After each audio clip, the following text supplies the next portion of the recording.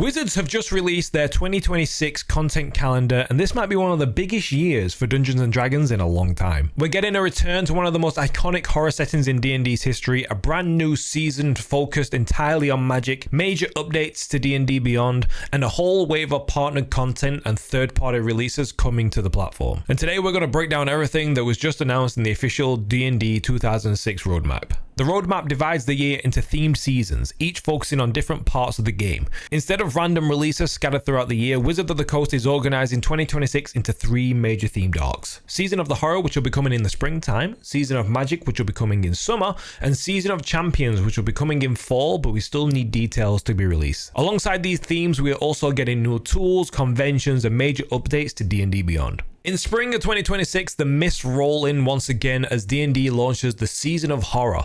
The centerpiece of this season is a brand new book, Ravenloft, The Horrors Within. This book brings players back to the terrifying gothic setting of the Domains of Dread. If you've played Ravenloft before, you already know what this means. Vampires, cursed lands, dark lords ruling twisted realms, and stories where the real monster might be the characters themselves. While the full details on the book are still under wraps, Wizards have confirmed that it will explore some of the most iconic and chilling domains in D&D's history. Wizards have released some preview pages from the book that I'll show on screen now, and the pages that they show are very exciting. We get a full page of art dedicated to Strahd himself, as well as a bunch of lore on the villain. And we also get what looks like a stat block in the background for Cthulhu, but it doesn't show a lot, but from what you can see, it definitely seems like an end of reality type of stat block. We get a preview of a small battle map in the book on the left, as well as information on what looks like some subclasses like the Investigator and a species called the Damphia. On the right, we get what looks like some more potential species that you could play called the Reborn. So if your table loves horror campaigns, moral dilemmas, and dark fantasy storytelling, this release is probably going to be huge. Pre-orders for the book open on April 13th, while Master Tier get early access on June 2nd,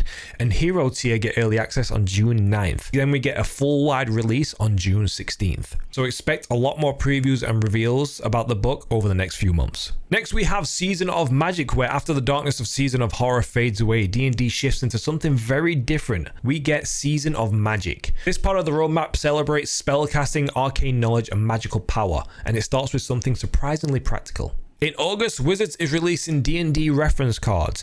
These are designed to help players keep important information right at their fingertips during gameplay. Think of these as like spell reminders, condition effects, and rule summaries. They're meant to speed up play at the table, especially for newer players who don't want to consistently be flipping through the books. But later on in September, D&D will release a brand new source book called Arcana Unleashed. This book is aimed at players and dungeon masters who love magic-focused characters and spellcraft. Alongside the main book, we're also getting a companion adventure called Arcana Unleashed Deadfall. While details are still limited, this looks like it will be an Arcana themed campaign or adventure module, likely built to showcase the magical content introduced in the sourcebook. If Ravenloft is the years of dark gothic horror moments, then Arcana Unleashed looks like it will be the high magic power fantasy side of the game. Besides the book, D&D Beyond itself is getting a pretty significant improvement throughout 2026. The focus seems to be making it easier for groups to start playing quickly. Some of the improvements mentioned includes better player onboard improvement, DM preparation tools, an event finder to help players locate games, continued updates to the map's VTT, and one feature that has already launched recently is shared dice, allowing players to see each other's rolls directly inside the virtual tabletop. Another big part of the roadmap that they show here is partnered content. In recent years, D&D Beyond has started hosting a lot more third-party material,